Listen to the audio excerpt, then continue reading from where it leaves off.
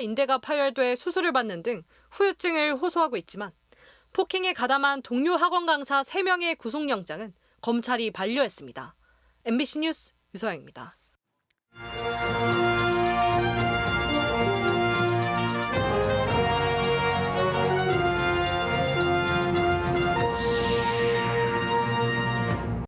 국지성 기습폭우로 크고 작은 피해가 반복되고 있습니다. 특히 이번 주 오락가락 급변하는 날씨에 대비가 필요합니다. 장마를 만난 산지 개간 현장 인근은 더 불안한 하루하루를 보내고 있습니다. 민간주도 개발이라 강제할 방법도 없습니다. 기내 음주와 금연객실 흡연 등으로 무리를 빚었던 충북도의회 해외 연수가 중단 선언 넉 달 만에 재개됩니다. 시청자 여러분 안녕하십니까? 계속해서 충북 소식입니다. 기습적인 국지성 폭우에 충북 곳곳에서 연일 크고 작은 피해가 이어지고 있습니다. 특히 이번 한 주는 오락가락 급변하는 날씨에 대비하셔야겠습니다. 이지현 기자입니다. 새벽 한때 앞이 보이지 않을 정도의 강한 비가 쏟아집니다. 많은 시민들의 새벽잠을 깨울 정도로 천둥 번개도 요란했습니다. 청주 청남대에는 시간당 50mm 이상 쏟아지기도 했습니다. 전날부터 시간당 40mm에 육박한 폭우는 제천 등 충북 북부권도 마찬가지.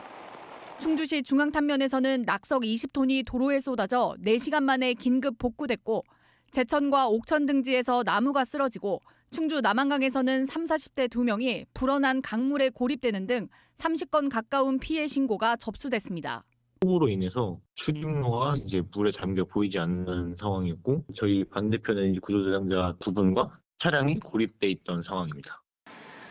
이번 주는 내내 비 소식이 있는 데다 곳에 따라 시간당 최대 60mm의 매우 강한 비가 예보돼 있습니다. 잦은 기습폭우에 대비해 충주댐은 내일부터 수문 개방을 예고했고 대청댐은 수문을 모두 열고 초당 700톤에서 1000톤의 물을 쏟아보내고 있습니다. 이곳 대청댐은 홍수에 대비해 조절을 시작해야 하는 제한 홍수의 수위는 3m가량 남겨두고 있지만 많은 양의 비에 대비해 일찌감치 수문을 열고 방류를 시작했습니다. 다만 이번 구름대 특성상 지역적 편차도 커 비가 내리지 않는 곳에서는 무더위가 이어지겠습니다. 동서로 길이가 길고 남북으로 폭이 좁으면서 강하고 많은 비가 지속적으로 내릴 가능성이 크겠습니다. 다만 강수가 소강 상태를 보이는 곳도 많아 앞으로 발표되는 최신 기상 정보를 참고하시기 바랍니다. 청주 기상지청은 강한 비가 내리는 곳에서는 순간 최대 풍속 시속 70km가 넘는 거센 바람까지 불겠다며 안전에 각별히 유의할 것을 당부했습니다. MBC 뉴스 이지연입니다. 장마철 걱정 중 하나는 집중호우로 집안이 약해져 토사가 흘러내리거나 산사태가 발생하는 건데요. 사고가 발생하면 인명피해가 예상되지만 정작 개인이 개발 행위를 하는 곳에서는 손쓸 방법이 없다고 합니다. 이승준 기자가 현장을 다녀왔습니다. 천등산 아래 충주시 산청면의 한 마을. 마을 뒤 작은 동산 하나가 사라졌습니다. 지난해 10월부터 임야를 농토로 바꾸는 개간 사업 중입니다. 석축을 쌓고 차수막을 덮긴 했지만 곳곳이 불안해 보입니다. 최근 내린 비로 경사로가 패이거나 무너져 내렸고 석축 사이사이는 제대로 채워지지 않았습니다. 그나마 하단부는 석축을 쌓았지만 윗부분은 그대로 드러나 있습니다. 토양이 대부분 마사토로 조금만 비가 와도 흘러내리기 일쑤입니다.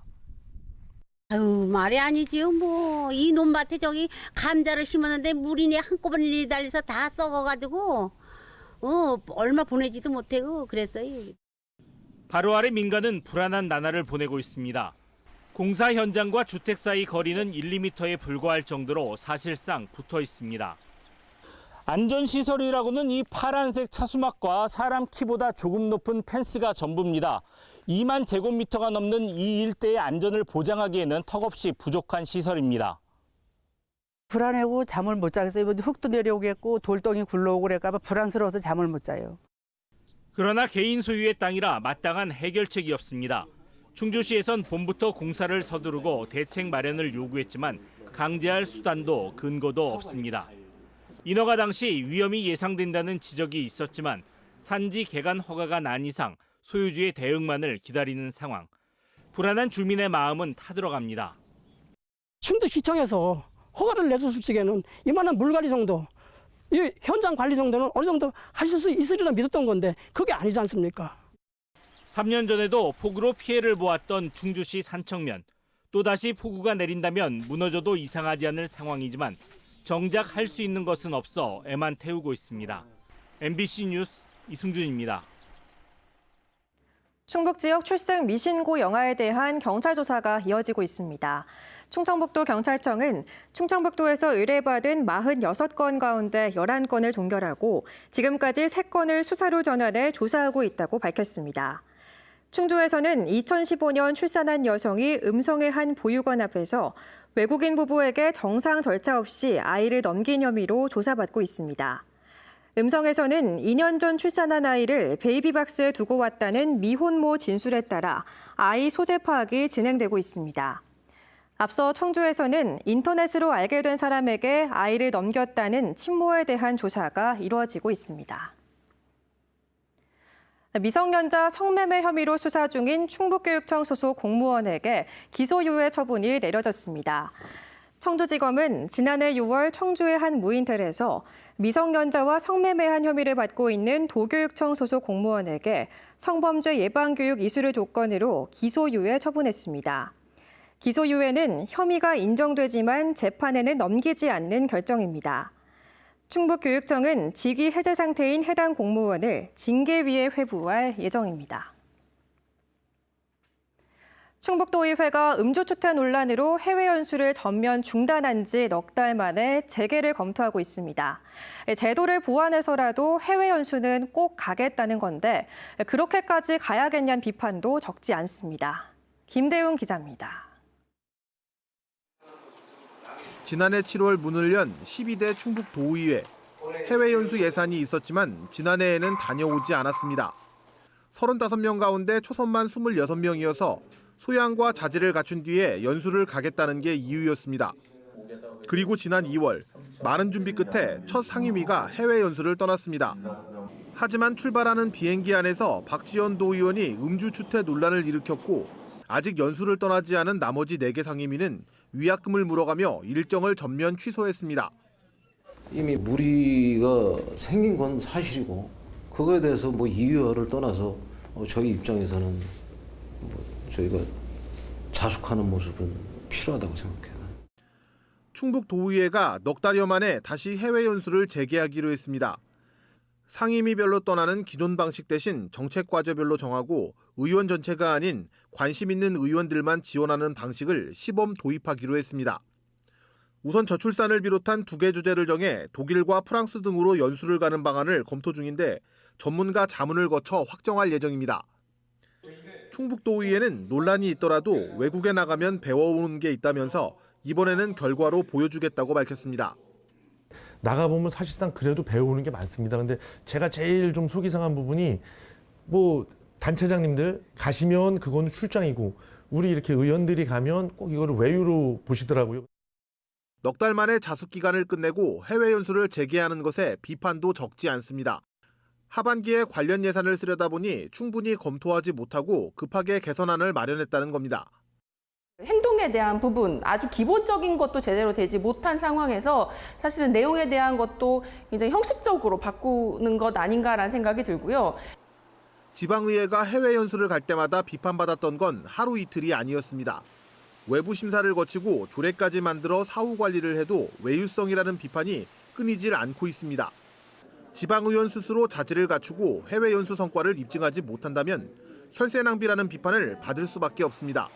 MBC 뉴스 김대웅입니다. 정부의 수신료 분리징수 방침과 관련해 충북 28개 시민사회단체가 범시민 대책위를 꾸리고 반대 목소리를 냈습니다.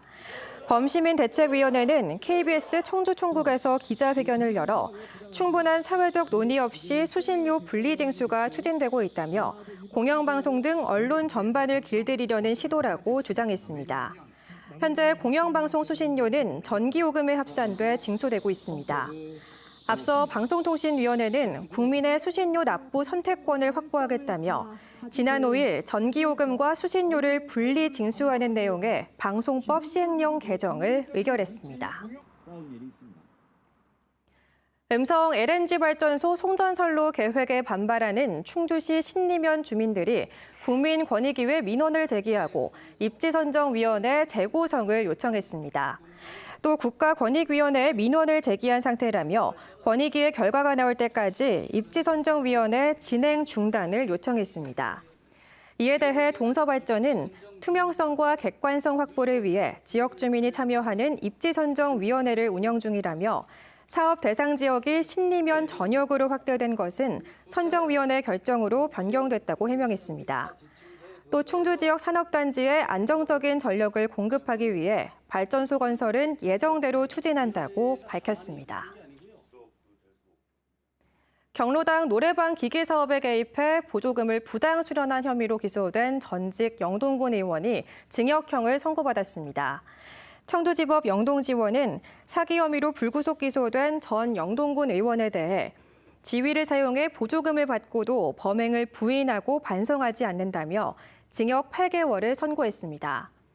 피고인은 현직 군의원 신분이던 2019년 마을 경로당 노래방 기기 설치 사업에 개입해 80차례에 걸쳐 1억 7,500만 원의 지자체 보조금을 수령한 혐의로 재판을 받아왔습니다.